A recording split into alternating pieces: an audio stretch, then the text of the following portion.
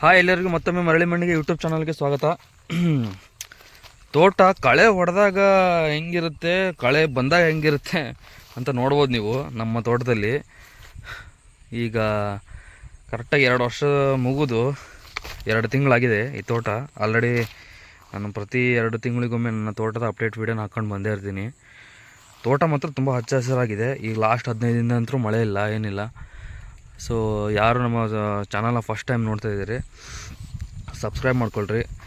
ನಾನು ಮಾಡ್ತಾ ಇರೋದು ಸುಭಾಷ್ ಪಾಳೇಕರ್ ನ್ಯಾಚುರಲ್ ಫಾರ್ಮಿಂಗ್, ಅಂದರೆ ನೈಸರ್ಗಿಕ ಕೃಷಿ ಅಂತ ಕರೀತಾರಲ್ಲ, ಅದನ್ನು ಮಾಡ್ತಿದ್ದೀನಿ. ಅದರಲ್ಲಿ 36x36 ತೆಂಗಿನ ಮಾದರಿ ಅಂತ ಹೇಳ್ಬಿಟ್ಟು ಅದರ ಹೆಸರು, ಓಕೆನಾ. ಸೊ ಈ 36x36 ಅಂದರೆ ಏನು ಅಂತಂದರೆ, ಪ್ರತಿ 36 ಅಡಿಗೆ ತೆಂಗಿನ ಗಿಡಗಳು ಬರ್ತವೆ. ಆಮೇಲೆ ಆ ತೆಂಗಿನ ಗಿಡಗಳ ಒಳಗಡೆ ನಾವು ಮಲ್ಟಿ ಕ್ರಾಪಿಂಗ್, ಅಂದರೆ ಇಂಟರ್ ಕ್ರಾಪಿಂಗ್ ಆಗಿ ಅಡಿಕೆ, ಬಾಳೆ, ಕಾಫಿ ಮತ್ತು ಕೋಕೋನೂ ಕೆಲವು ಕಡೆ ಕೋಕೋ ಹಾಕಿದ್ದೀನಿ. ಹಾಗೆ ಮತ್ತು ಸಪೋರ್ಟಿಂಗ್ ಕ್ರಾಪ್ ಆಗಿ ಗೊಬ್ಬರದ ಗಿಡ ಅಥವಾ ಗ್ಲಿರಿಸಿಡಿಯಾ ಅಂತ ಕರೀತಾರಲ್ಲ, ಸೊ ಆ ಗ್ಲಿರಿಸಿಡಿಯಾ ಇದೆ, ಗ್ಲಿರಿಸಿಡಿಯಾ, ಸೊ ಅದನ್ನು ಹಾಕಿದ್ದೀನಿ ನಾನು. ಸೊ ಈ ರೀತಿ ಆಮೇಲೆ ಒಂದು ಲೈನಲ್ಲಿ ಗ್ಲಿರಿಸಿಡಿಯಾ ಹಾಕಿದ್ರೆ ಇನ್ನೊಂದು ಲೈನಲ್ಲಿ ನುಗ್ಗೆ ಹಾಕೊಂಬಂದಿದ್ದೆ. ನೋಡ್ತಿರ್ಬೋದು, ಇವೆಲ್ಲ ನುಗ್ಗೆ ಗಿಡಗಳು 1 ತಿಂಗಳ ಹಿಂದೆ ನಾಟಿ ಮಾಡಿರೋದು, ಓಕೆನಾ. ಸೊ ಇದನ್ನು ಹೆಂಗಪ್ಪ ಈ ಮಾಡೆಲ್ಲ ಮಾಡ್ಕೊಂಡಿರೋದು ಅಂತಂತಂದರೆ ನಿಮಗೆ ಹಂಗೆ ಸಂಕ್ಷಿಪ್ತವಾಗಿ ಹೇಳ್ತೀನಿ. ನೋಡ್ತಿರ್ಬೋದು, ಇದು ತೆಂಗಿನ ಗಿಡ ಏನಾಯ್ತಲ್ಲ, ಈಗ ಇದೆಯಲ್ಲ ಮೊಟ್ಟ ಮೊದಲು ಇದೇನು ಕಾಣಿಸ್ತಿದೆಯಲ್ಲ, ಇದು ನಮ್ಮದು ತೆಂಗಿನ ಮರ. ಸೊ ಇದು ಕರೆಕ್ಟಾಗಿ ಈಗ 2 ವರ್ಷ 2 ತಿಂಗಳಾಯ್ತು ಈಗ ಹಚ್ಚಿ. ಸೊ ಪ್ರತಿ 36 ಅಡಿಗೆ ತೆಂಗಿನ ಗಿಡ ಬರುತ್ತೆ. ಇದು 1ನೇ ತೆಂಗಿನ ಗಿಡ. ಹಾಗೆ 36 ಅಡಿ ಬಂದರೆ ನೀವು ಇಲ್ಲಿ ನಿಮಗೆ 2ನೇ ತೆಂಗಿನ ಗಿಡ ಕಾಣುತ್ತೆ 36 ಅಡಿಗೆ. ಸೊ ಹೀಗೆ ಮತ್ತೆ ಒಂದು 36 ಅಡಿಗೆ ಬಂದರೆ ಇಲ್ಲೊಂದು ತೆಂಗಿನ ಗಿಡ ಕಾಣುತ್ತೆ, ಆಯಿತಾ. ಮತ್ತು ಹೀಗೆ 36 ಅಡಿ ಹೀಗೆ ಬಂದರೆ ನಿಮ್ಗೆ ಅಲ್ಲೊಂದು ತೆಂಗಿನ ಗಿಡ ಕಾಣ್ತಿರ್ಬೋದು, ಇದೇ ತೆಂಗಿನ ಗಿಡ.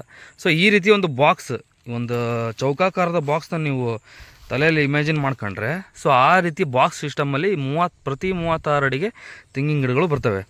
ಸೊ ಆ 36 ಅಡಿ ತೆಂಗಿನ ಗಿಡಗಳ ಒಳಗಡೆ 3 ಸಾಲು ಅಡಿಕೆ ಬರುತ್ತೆ. ಇದು 1ನೇದು, ಇದು 2ನೇದು, ಇದು 3ನೇದು. ಈ ರೀತಿ ಎಷ್ಟಪ್ಪ ಇದರ ಅಂತರಗಳು ಅಡಿಕೆ ಗಿಡಗಳು ಅಂತಂತಂದರೆ, ತೆಂಗಿನ ಗಿಡದಿಂದ ತೆಂಗಿನ ಗಿಡ 36 ಅಡಿ ಇದ್ದರೆ ತೆಂಗಿನ ಗಿಡಗಳಿಂದ ಪ್ರತಿ 9 ಫೂಟಿಗೆ ಒಂದೊಂದು ಅಡಿಕೆ ಗಿಡಗಳು ಬರುತ್ತೆ. ನೋಡ್ತಿರ್ಬೋದು, ಪ್ರತಿ 9 ಫೂಟಿಗೆ ಅಡಿಕೆ ಗಿಡ ಇದೆ, ಓಕೆನಾ. ಈ ಬಾಳೆ ಏನಂತ ಹೇಳ್ತಿದ್ದೀನಲ್ಲ, ಇಲ್ಲಿ ನೋಡ್ತಿರ್ಬೋದು, ಈ ಬಾಳೆ ಹೆಂಗೆ ಬರುತ್ತೆ ಅಂತಂದರೆ, ಈ 4 ಅಡಿಕೆ ಗಿಡಗಳ ಸೆಂಟ್ರ್ ಪಾಯಿಂಟ್, 4 ಅಡಿಕೆ ಗಿಡಗಳ ಸೆಂಟ್ರ್ ಪಾಯಿಂಟಲ್ಲಿ ಈ ಬಾಳೆ ಬರುತ್ತೆ, ಓಕೆನಾ. ಸೊ ಈ ರೀತಿ ಈಗ 3 ಲೇಯರ್ ಕಂಪ್ಲೀಟ್ ಆಯಿತು. ಇನ್ನು 4ನೇ ಲೇಯರ್ ಬಂದ್ಬಿಟ್ಟು 5 ತೆಂಗಾದ, ಇದು ಅಡಿಕೆ ಆಯಿತು, ಬಾಳೆ ಆಯಿತು, ತೆಂಗಾಯಿತು. ನೆಕ್ಸ್ಟ್ ಬಂದ್ಬಿಟ್ಟು ಈ 4 ತೆಂಗಿನ ಗಿಡಗಳು ಏನು ಬರ್ತಾವಲ್ಲ, 4 ತೆಂಗಿನ ಗಿಡಗಳ ಚೌಕಾಕಾರಕ್ಕೆ ಇಂಟು ಮಾರ್ಕ್ ಹಾಕಿದ್ರೆ ಸೆಂಟ್ರ್ ಪಾಯಿಂಟ್ ಏನು ಬರುತ್ತಲ್ಲ, ಆ ಸೆಂಟ್ರ್ ಪಾಯಿಂಟೇ ಈ ಸೆಂಟ್ರ್ ಪಾಯಿಂಟು. ಅಂದರೆ ಪ್ರತಿ ಮೂಲೆಯೂ ನೀವು ಇಂಟು ಮಾರ್ಕ್ ಹಾಕಿ ಸೆಂಟ್ರ್ ಮಾಡ್ಕೊಂಡ್ರೆ ಈ ಬರುತ್ತೆ. ಇದು ಮೂಸಂಬಿ ಹಣ್ಣಿನ ಗಿಡ, ಇದು ಓಕೆನಾ. ಇದು 1 ವರ್ಷದ ಮೂಸಂಬಿ ಹಣ್ಣಿನ ಗಿಡ ಯಾವ ರೀತಿ ಬಂದಿದೆ ನೋಡ್ಬೋದು. ಸೊ ಈ ರೀತಿ ಇವಾಗ ಎಷ್ಟಾಯಿತು, 4 ಲೇಯರ್ ಕಂಪ್ಲೀಟ್ ಆಯಿತು. ನೆಕ್ಸ್ಟ್ 5ನೇ ವೆರೈಟಿ ಯಾವುದಪ್ಪ ಗಿಡಗಳು ಅಂತಂದರೆ, ಇಲ್ಲಿ ನೋಡ್ತಿರ್ಬೋದು, ಕಾಫಿ ಏನು ಕಾಣಿಸ್ತಿದೆಯಲ್ಲ, ಇದೆಲ್ಲ 8 ತಿಂಗಳಿಂದ 9 ತಿಂಗಳ ಹಿಂದೆ ಹಚ್ಚಿರುವಂಥ ಕಾಫಿ. ಒಂದು ಕಡೆ ಕಾಫಿ ಹಾಕಿದ್ದೀನಿ, ಕೆಲವೊಂದು ಕಡೆ ನಾನು ಕೋಕೋ ಹಾಕೊಂಬಂದಿದ್ದೆ. ಕೋಕೋ ನನಗೆ ಬದುಕಲಿಲ್ಲ, ಅಂದರೆ ಈ ಬಿಸಿಲಿನ ಟೆಂಪ್ರೇಚರ್ಗೆ ತಡ್ಕೊಳ್ಳಿಲ್ಲ ಅದು, ಅದಕ್ಕೆ ಶೇಡ್ ಬೇಕು. ನಾನು ಬಾಳೆಯಿಂದ ಶೇಡ್ ಬರುತ್ತೆ ಅನ್ನೋ ಒಂದು ಇದ್ರ ಮೇಲೆ ನಾನು ಕೋಕೋ ಹಾಕಿದ್ದೆ, ಬಟ್ ಕೋಕೋ ಬದುಕಲಿಲ್ಲ. ಸೊ ಬಟ್ ಕೆಲವು ಕಡೆ ಅಷ್ಟೇ ಉಳ್ಕೊಂಡಿದೆ, ನೋಡ್ತಿರ್ಬೋದು ಕೋಕೋ ಹಿಂಗೆ ಅಂತ ಹೇಳ್ಬಿಟ್ಟು. ಈ ಕೋಕೋ ಕಾಫಿ ಎಲ್ಲಿ ಬರ್ತವೆ ಅಂತಂದರೆ, ಈ ಅಡಿಕೆ ಸಾಲುಗಳೇನು ಇರ್ತಾವಲ್ಲ, ಈ ಅಡಿಕೆ ಸಾಲುಗಳ ಪ್ರತಿ ಅಡಿಕೆ ಸಾಲುಗಳು 2 ಅಡಿಕೆ ಗಿಡಗಳ ಮಧ್ಯದಲ್ಲಿ ಈ ರೀತಿ ಕೋಕೋ ಅಥವಾ ಕಾಫಿನ ನೀವು ಚೂಸ್ ಮಾಡ್ಬೋದು. ನೋಡ್ತಿರ್ಬೋದು ಯಾವ ರೀತಿ ಬಂದಿದೆ ಕೋಕೋ, ಇದು ಕಾಫಿ ಗಿಡ ಅಂತ ಹೇಳ್ಬಿಟ್ಟು, ಓಕೆನಾ. ಕಾಫಿ ಗಿಡ ಮಾತ್ರ ತುಂಬ ಚೆನ್ನಾಗಿ ಬರ್ತಾಯಿದೆ, ನೋಡ್ತಿರ್ಬೋದು ಯಾವ ರೀತಿ ಇದೆ ಅಂತ ಹೇಳ್ಬಿಟ್ಟು. ತೋಟ ತುಂಬ ಹಚ್ಚ ಹಸಿರಾಗಿದೆ. ಕಾರಣ ನಾವು ಮಾಡ್ತಾ ಇರೋ ಪದ್ಧತಿನೂ ಆಗಿರ್ಬೋದು, ಮಳೆಗಾಲನೂ ಆಗಿರ್ಬೋದು, ಹಾಗೆ ಇಷ್ಟೊಂದು ಇಂಟರ್ ಕ್ರಾಪಿಂಗು ಎಲ್ಲವೂ ಮ್ಯಾಟ್ರ್ ಆಗುತ್ತೆ. ಆಮೇಲೆ ಈಗ ಇಷ್ಟೆಲ್ಲ ಆದಮೇಲೆ ಮತ್ತೆ ಯಾವುದಪ್ಪ ಸಪೋರ್ಟಿಂಗ್ ಕ್ರಾಪ್ಸ್ ಅಂತಂದರೆ, ಇವಾಗ ನಮ್ಮ ಸುಭಾಷ್ ಪಾಳೇಕರ್ ಅವ್ರು ಹೇಳೋದು, ಪ್ರತಿ ಮಾಡೆಲ್ಗೂ ಸಹಿತ NPK ಅಂದರೆ ಈ ನೈಟ್ರೋಜನ್, ಫಾಸ್ಫರಸ್ಸು, ಪೊಟ್ಯಾಷಿಯಮ್ ಕೊಡಬೇಕಲ್ಲ. ಸೊ ಅದಕ್ಕೋಸ್ಕರ ನಾವು ಒಂದು ಸಪೋರ್ಟಿಂಗ್ ಕ್ರಾಪ್ ಇರಲೇಬೇಕು ಅಂತ ಹೇಳ್ತಾರೆ. ಆ ಸಪೋರ್ಟಿಂಗ್ ಕ್ರಾಪ್ಗೋಸ್ಕರ ಅವರು ಹೇಳೋದು, ಯಾವುದೇ ರೀತಿಯ ದ್ವಿದಳ ಧಾನ್ಯದ ನೈಟ್ರೋಜನ್ ಫಿಕ್ಸೇಷನ್ ಮಾಡುವಂಥ ಸಸ್ಯಗಳನ್ನು ಹಾಕ್ಕೊಳ್ರಿ ಅಂತ ಹೇಳ್ತಾರೆ. ಮೊಟ್ಟ ಮೊದಲನಾಗಿ ನೋಡ್ತಿರ್ಬೋದು, ಇದು ಗೊಬ್ಬರದ ಗಿಡ ಅಂತ ಕರೀತಾರೆ. ಇಂಗ್ಲೀಷಲ್ಲಿ ಗ್ಲಿರಿಸೀಡಿಯಾ ಅಂತ ಕರೀತಾರೆ. ಓಕೆನಾ, ಇದು ಗ್ಲಿರಿಸೀಡಿಯಾ. ಇದು 4 ತಿಂಗಳ ಮೇ ತಿಂಗಳಲ್ಲಿ ಹಾಕಿರೋದು ಇದು ಗ್ಲಿರಿಸೀಡಿಯಾ. ನೋಡ್ತಿರ್ಬೋದು ಯಾವ ರೀತಿ ಬಂದಿದೆ. ಇದು ಕಡ್ಡಿ ತಂದು ಚುಚ್ಚಿರೋದು ನಾನು, ಇವೆಲ್ಲ ನೋಡ್ತಿರ್ಬೋದು ಕಡ್ಡಿ ತಂದು ಚುಚ್ಚಿರೋದು. ಚೆನ್ನಾಗಿ ಕೆಲವು ಕಡೆ ಎಲ್ಲೆಲ್ಲಿ ಭೂಮಿ ಚೆನ್ನಾಗಿದೆಯೋ, ಆಮೇಲೆ ಯಾವ್ಯಾವ ಕಡ್ಡಿ ಬಷ್ಟು ಬೇಗ ಬಂದಿದೆಯೋ ಅವೆಲ್ಲ ಬಂದಿದೆ. ಕೆಲವು ಕಡ್ಡಿಗಳು ಚಿಗುರಿಲ್ಲ, ಕೆಲವು ಕಡ್ಡಿಗಳು ನಿಧಾನಕ್ಕೆ ಬರ್ತಾಯಿದೆ. ಸೊ ಅವೆಲ್ಲ ಚಿಕ್ಕಿದೆ ನೋಡ್ತಿರ್ಬೋದು. ನೋಡ್ತೀರಿ ಇವೆಲ್ಲ ಚಿಕ್ಕಿದೆ ಗಿಡ, ಫುಲ್ಲು ಕಾಂಗ್ರೆಸ್ಸು ಇದು ಎಲ್ಲ ರೀತಿಯ ಕಳೆಗಳು ಬೆಳೆದಿದೆ. ಕಳೆಗಳೇ ನಮಗೆ ಎಷ್ಟೋ ರೀತಿಯ ಗೊಬ್ಬರಗಳನ್ನ ಕೊಟ್ಟಿವೆ ನಮಗೆ. ಸುಳ್ಳು ನೋಡ್ತಿರೋದು ಇವೆಲ್ಲ ಯಾವ ರೀತಿ ಇದೆ ಅಂತ ಹೇಳ್ಬಿಟ್ಟು ನೋಡ್ತಿರ್ಬೋದು. ಬಾಳೆ ಮತ್ತು ಕೋಕೋನೇ ನನ್ನ ಈ ಮಾಡೆಲಲ್ಲಿ ಫೇಲ್ಯೂರ್ ಅಂತ ಹೇಳ್ಕೊತೀನಿ ನಾನು. ಯಾಕಂದರೆ ಅದಕ್ಕೆ ಮೋಸ್ಟ್ ಪ್ರಾಬಲಿ ಇನ್ನೂ ಸೆಟ್ ಆಗಿಲ್ಲ, ನಮ್ಮ ಭೂಮಿ ಇನ್ನೂ ಕನ್ವರ್ಟ್ ಆಗಿಲ್ಲ, ಇನ್ನೂ ಅದಕ್ಕೆ ಸಾಕಷ್ಟು ಪ್ರಮಾಣದ ಗೊಬ್ಬರಗಳನ್ನು ನಾನು ಕೊಡಬೇಕಾಗಿತ್ತೋ ಏನೋ ಗೊತ್ತಿಲ್ಲ. ಬಟ್ ಬಾಳೆ ಫೇಲ್ಯೂರ್ ಆದ ನನಗೆ. ಫೇಲ್ಯೂರ್ ಆದ್ರೂ ಸಹಿತ ಅಲ್ಲೊಂದು ಬಾಳೆಗಳು ಏನು ಇದಾವಲ್ಲ, ಅವು ಈಗೀಗ ಸ್ವಲ್ಪ ಬೆಳೀತಾ ಇದ್ದಾವೆ. ಓಕೆನಾ. ಸೊ ಆಲ್ರೆಡಿ ಕೆಲವು ಬಾಳೆ ಗಿಡಗಳು ಆಲ್ರೆಡಿ ತೋರಿಸ್ತೀನಿ ನಿಮಗೆ. ಕೆಲವು ಬಾಳೆ ಗಿಡಗಳು ಆಲ್ರೆಡಿ ಚೆನ್ನಾಗಿ ಬೆಳೆದಿದೆ. ಈ ಲೈನಲ್ಲಿ ತುಂಬ ಚೆನ್ನಾಗಿ ಬೆಳೆದಿದೆ ಬಾಳೆ. ಸೊ ಇದು ನಮ್ಮ ಸೇಬು ಹಣ್ಣಿನ ಗಿಡ ನೋಡ್ತಿರ್ಬೋದು. ನೋಡಿರಿ ಯಾವ ರೀತಿ ಬಂದಿದೆ. ಇದು 1 ವರ್ಷದ ಸೇಬು ಹಣ್ಣಿನ ಗಿಡ ಅಂತ ತೋರಿಸ್ತಿದ್ದೀನಿ ನಿಮಗೆ. ಕೆಲವು ಕಡೆ ಬಾಳೆ ಬಂದಿರೋದು ನೋಡಿರಿ ಈ ಥರ ಗೊನೆ ಆಗ್ತಾಯಿದೆ. ಓಕೆನಾ. ನೋಡಿರಿ ಇದು ಬಾಳೆ ಕೆಲವು ಲೈನಲ್ಲಿ ಬಾಳೆ ಭಾರಿ ಚೆನ್ನಾಗಿ ಬಂದಿದೆ ಅನ್ನಲ್ಲ. ಸೊ ನೋಡಿರಿ ಈ ರೀತಿ ಗೊನೆ ಆಗ್ತಿದೆ. ನಾವು ಏನು ಮಾಡೋಕ್ಕೋಗಲ್ಲ, ಇದನ್ನು ಕಡಿಬೇಕು, ಅದನ್ನು ಕಡಿದ್ರೆ ಅದ್ರದ್ದು ಜಾಸ್ತಿ ಕಾಯಿ ಬಿಡ್ತವೆ, ಸೈಜ್ ಜಾಸ್ತಿ ಬರುತ್ತೆ ಅವೆಲ್ಲ ಅಂತಾರೆ. ನೋಡ್ರಿ ಅವ್ರು ಹೇಳೋ ಪ್ರಕಾರ ಇವೆಲ್ಲ ಏನು ಮಾಡೋಂಗಿಲ್ಲ. ಸೊ ನಾವು ಏನು ಮಾಡೋಂಗಿಲ್ಲ. ತೋಟಕ್ಕೆ ಬಂದರೆ ಬರಬೇಕು, ಕಿತ್ಕೋಬೇಕು, ಹೋಗ್ಬೇಕು, ಇಲ್ಲ ಮಾರಬೇಕು, ಇಷ್ಟೇ ಇರೋದು ಕಾನ್ಸೆಪ್ಟ್ ಆಯಿತು. ಸೊ ತೋಟಕ್ಕೆ ಬಂದರೆ ಒಟ್ಟಲ್ಲಿ ಏನಾರ ಬೆಳೆ ಬರಲಿ, ಉತ್ಪಾದನೆ ಬರಲಿ, ಒಂದು ಮಾರಬೇಕು ಇಲ್ಲ ತಗೊಂಡು ತಿನ್ನಬೇಕು ಅನ್ನೋದಷ್ಟೇ. ಜಾಸ್ತಿ ಡಿಸ್ಟರ್ಬ್ ಮಾಡೋಕ್ಕೆ ಹೋಗ್ಬಾರ್ದು ಯಾವುದೇ ರೀತಿಯ ಗಿಡಗಳಿಗೆ ಅಂತ ಹೇಳ್ಬಿಟ್ಟು ಹೇಳೋದು. ಸೊ ಅದಕ್ಕೋಸ್ಕರ ನಾವೆಲ್ಲ ಈ ಹೊಂಬಾಳೆ ಹೂಗಳನ್ನೆಲ್ಲ ನಾವು ಕಟ್ ಮಾಡೋಕ್ಕೆ ಹೋಗಲ್ಲ. ಈ ರೀತಿ ನೋಡ್ತಿರ್ಬೋದು ಯಾವ ರೀತಿ ಬಂದಿದೆ ಅಂತ ಹೇಳ್ಬಿಟ್ಟು. ಕೆಲವೊಂದರಲ್ಲಿ ಈಗೀಗ ಹೊಂಬಾಳೆ ನೋಡಿರಿ, ಇದು ಹೊಂಬಾಳೆ ಸ್ಟಾರ್ಟ್ ಆಗ್ತಾಯಿದೆ. ಈ ಲೈನಲ್ಲಿ ಮಾತ್ರ ಒಟ್ಟು ಈ ಲೈನ್ ಏನೋ ಗೊತ್ತಿಲ್ಲ, ಮಣ್ಣು ಚೆನ್ನಾಗಿದೆ ಅನಿಸುತ್ತೆ. ಎಲ್ಲ ಗಿಡಗಳು ಸಹಿತ ಭಾಳ ಚೆನ್ನಾಗಿ ಬಂದಿದೆ. ಗೊಬ್ಬರ ಗಿಡ ಆಗಿರ್ಬೋದು, ಅಡಿಕೆ ಗಿಡ ಆಗಿರ್ಬೋದು, ತೆಂಗಿನ ಗಿಡ ಎಲ್ಲವೂ ಸಹಿತ ತುಂಬ ಚೆನ್ನಾಗಿ ಬಂದಿದೆ. ಸೊ ಇಷ್ಟು ನಮ್ಮ ತೋಟದಲ್ಲಿ ಈ ಸುಭಾಷ್ ಪಾಳೇಕರ್ ಮಾದರಿನಲ್ಲಿ ಇಷ್ಟೆಲ್ಲ ಬರುತ್ತೆ. ತೆಂಗು, ಅಡಿಕೆ, ಬಾಳೆ, ಈ ಗೊಬ್ಬರ ಗಿಡ ಆಗಿರ್ಬೋದು, ನೆಕ್ಸ್ಟ್ ಕೋಕೋ ಅಥವಾ ಕಾಫಿ ನಿಮ್ಗೆ ಯಾವುದು ಬೇಕು ಹಾಕೋಬೋದು. ನೋಡಿರಿ ಕಾಫಿ ಎಷ್ಟು ಚೆನ್ನಾಗಿ ಬರ್ತಿದೆ. ಈ ರೀತಿ ಬರಬೇಕು. ಕೋಕೋ ಅಥವಾ ಕಾಫಿ ಹಾಕೋಬೋದು. ಸಪೋರ್ಟಿಂಗ್ ಕಪ್ಪಾಗಿ ಗೊಬ್ಬರ ಗಿಡ ಹಾಕ್ಕೊಳ್ರಿ. ಆಮೇಲೆ ಮೂಸಂಬಿ ಹಣ್ಣಿನ ಗಿಡ ನಾನು 4 ಗಿಡಗಳು ಸೆಂಟ್ರಲ್ಲಿ ಹಾಕೊಂಡಿದ್ದೀನಿ. ಕೆಲವು ಕಡೆ ಬೇಕಂತಲೇ ನನಗೆ ಇಷ್ಟವಾಗಿದ್ದಂಥ ಹಣ್ಣುಗಳನ್ನ ಹಾಕೊಂಡಿದ್ದೀನಿ. ಕೆಲವು ಕಡೆ ಕಿತ್ತಲೆ ಹಾಕಿನಿ, ಕೆಲವೊಂದು ಕಡೆ ಸೇಬು ಹಣ್ಣಿನ ಗಿಡ ಹಾಕೊಂಡಿದ್ದೀನಿ. ನೋಡಿದ್ರಬೋದು ಸೇಬು ಹಣ್ಣಿನ ಗಿಡ ಹೆಂಗಿದೆ ಅಂತ ಹೇಳ್ಬಿಟ್ಟು. ಓಕೆನಾ. ಇದು ಸೇಬು ಹಣ್ಣಿನ ಗಿಡ ಈ ರೀತಿ ಇದೆ. ಹಾಕೊಂಡಿದ್ದೀನಿ. ಆಮೇಲೆ ನಾನು ಗೊಬ್ಬರ ಗಿಡನ ಪ್ರತಿ ಲೈನಲ್ಲಿ ಹಾಕೋಕ್ಕೆ ಹೋಗಿಲ್ಲ. ಯಾವ ರೀತಿ ಪ್ಲ್ಯಾನ್ ಮಾಡ್ಕೊಂಡಿದ್ದೀನಿ ಅಂದರೆ, ಒಂದು ಲೈನಲ್ಲಿ ನಾನು ಗೊಬ್ಬರ ಗಿಡ ಹಾಕಿದರೆ ಈ ಲೈನ್ ಗೊಬ್ಬರ ಗಿಡ ಹಾಕೊಂಡಿದ್ದೀನಿ. ನೋಡಿರಿ ಇದು ಫುಲ್ ಇದು ಗೊಬ್ಬರ ಗಿಡದ ಸಾಲಿದು. ಈ ರೀತಿ ಗೊಬ್ಬರ ಗಿಡ ಹಾಕೊಂಡಿದ್ದೀನಿ. ಇನ್ನೊಂದು ಲೈನಲ್ಲಿ ನಾನು ಏನು ಮಾಡಿದ್ದೀನಿ ಅಂತಂದರೆ, ಮೊನ್ನೆ 1 ತಿಂಗಳಿಂದ ನಾಟಿ ಮಾಡಿರುವಂಥ ಈ ನುಗ್ಗೆ ಗಿಡಗಳು ಪ್ರತಿ ಒಂದು ಸಾಲಲ್ಲಿ ನುಗ್ಗೆ ಹಾಕೊಂಡಿದ್ದೀನಿ, ಒಂದು ಸಾಲಲ್ಲಿ ಗೊಬ್ಬರ ಗಿಡ ಹಾಕೊಂಡಿದ್ದೀನಿ. ನೋಡಿ ತೋರಿಸ್ತೀನಿ ನುಗ್ಗೆ ಗಿಡಗಳೆಲ್ಲ ಹೆಂಗಿದೆ ಅಂತ. ಇದೆಲ್ಲ 1 ತಿಂಗಳಿಂದ ನಾಟಿ ಮಾಡಿರೋದು ನೋಡ್ತಿರ್ಬೋದು. ಏನಕ್ಕೆ ನಾವು ನೈಸರ್ಗಿಕ ಕೃಷಿನೇ ಮಾಡಬೇಕು ಅಂತ ನಾನು ಹೇಳ್ತೀನಿ ಅಂದರೆ, ನಿಮ್ಮೆಲ್ಲ ಪ್ರಶ್ನೆಗಳಿಗೂ ಉತ್ತರ ಈ ಮಣ್ಣು ನೋಡ್ತಿರ್ಬೋದು. ಈ ಮಣ್ಣು ಈ ವಿಡಿಯೋದಲ್ಲಿ ಎಷ್ಟು ಇದರಲ್ಲಿ ಕಾಣುತ್ತೆ ಇಲ್ಲ ಗೊತ್ತಿಲ್ಲ. ನೋಡಿರಿ ಎರೆಹುಳುಗಳು ತಿಂದು ಒಂಥರ ಗೊಬ್ಬರ ಆದಂಗೆ ಆಗಿದೆ ನೋಡ್ತಿರ್ಬೋದು. ಇಲ್ಲಿ ನೋಡಿ ಎಲ್ಲ ಯಾವ ಥರ ಆಗಿದೆ ಗೊಬ್ಬರ ಅಂತ ಹೇಳ್ಬಿಟ್ಟು. ಎಷ್ಟು ರೀತಿ ಕನ್ವರ್ಟ್ ಆಗಿದೆ ಅಂದರೆ ಭೂಮಿ ಫುಲ್ಲು ನೋಡ್ತಿರ್ಬೋದು. ಇಲ್ಲಿ ನೋಡ್ರಿ ಇಲ್ಲಿ ಹೆಂಗಾಗಿದೆ. ವಿಡಿಯೋದಲ್ಲಿ ಎಷ್ಟು ಇದ್ರಲ್ಲಿ ಕಾಣುತ್ತೆ ಗೊತ್ತಿಲ್ಲ, ಬಟ್ ಬರೀ ಗಣ್ಣಿಲೆ ನೋಡೋಕೆ ಮಾತ್ರ ಅಷ್ಟು ಚೆನ್ನಾಗಿ ಕಾಣುತ್ತೆ. ಈ ಕಳೆಗಳೆಲ್ಲ ಬೆಳೀತಾವಲ್ಲ ಎಷ್ಟು ಸುಲಭವಾಗಿ ಬರ್ತಾವೆ ಅಂದರೆ ನಮ್ಮ ಹೊಲದಲ್ಲಿ. ಬರೀ ಹಿಂಗೆ ಅಂದರೆ ಸಾಕು. ನೋಡ್ರಿ ಜಸ್ಟ್ ಏನು ಎಫರ್ಟ್ ಹಾಕಿಲ್ಲ ನಾನು. ನೋಡ್ರಿ ಇಷ್ಟು ಅಂದರೆ ನೋಡ್ರಿ ಎಷ್ಟು ಚೆನ್ನಾಗಿ ಬರ್ತಿದೆ ಮಣ್ಣು. ಈ ರೀತಿ ಇದನ್ನೆಲ್ಲ ನೀವು ನೋಡಬೇಕು ಅಂದರೆ ಪೇಷನ್ಸ್ ಇಟ್ಕೊಂಡು 2 ವರ್ಷ ಕಂಟಿನ್ಯೂಸ್ ಆಗಿ ಈ ಕೃಷಿ ಪದ್ಧತಿನೇ ನೀವು ಮಾಡಲೇಬೇಕು. ಇದರಲ್ಲಿ ಏನೇನು ಬರುತ್ತೆ ಅಂದರೆ, ಬರೀ ಗಿಡ ಹಚ್ಚಿಬಿಟ್ಟು ಕೈ ಬಿಡೋದಲ್ಲ. ಗಿಡ ಹಚ್ಚಿದ ಮೇಲೆ ಪ್ರತಿ ತಿಂಗಳು ನಾವು ಜೀವಾಮೃತನ ಕೊಡಬೇಕಾಗತ್ತೆ. ಜೀವಾಮೃತ ಕೊಡೋದೇ ಅಲ್ಲದೆ ಪ್ರತಿ ತಿಂಗಳು ಸಹಿತ ಗಿಡಗಳಿಗೆ ಜೀವಾಮೃತ ಮತ್ತು ಬೇವಿನ ಎಣ್ಣೆ ಹಾಗೂ ಯಾವುದೇ ರೀತಿಯ ನೀವು ಫಿಶ್ ಅಮೈನೋ ಆ್ಯಸಿಡ್ ಮಾಡ್ಕೊತೀರಾ ಅದನ್ನು ಸ್ವಲ್ಪ ಹಾಕ್ಕೊಂಡ್ಬಿಟ್ಟು ಸ್ಪ್ರೇ ಮಾಡ್ಬೋದು. ಇಲ್ಲ ದಶಪರ್ಣಿ ಮಾಡ್ತಾರೆ ಕೆಲವೊಬ್ಬರು. ಆ ರೀತಿಯ ಕೆಲವು ನಮ್ಮ ನೈಸರ್ಗಿಕ ಕೀಟನಾಶಕಗಳಿದ್ದಾವೆ, ಅದನ್ನು ನಾವು ಮಾಡ್ಕೊಂಡ್ಬಿಟ್ಟು ನಾವು ಸ್ಪ್ರೇ ಮಾಡ್ಕೊತ ಬಂದರೆ ಎಲ್ಲ ಗಿಡಗಳು ತುಂಬ ಚೆನ್ನಾಗಿ ಬರುತ್ತೆ. ನೋಡ್ತಿರ್ಬೋದು ಅಡಿಕೆ ಗಿಡಗಳು, 2 ವರ್ಷದ ಅಡಿಕೆ ಗಿಡಗಳು ಯಾವ ರೀತಿ ಇದೆ, 2 ವರ್ಷ 2 ತಿಂಗಳಾಯಿತು ಯಾವ ರೀತಿ ಇದೆ ಅಂತ ಹೇಳ್ಬಿಟ್ಟು ನೋಡಿರಿ.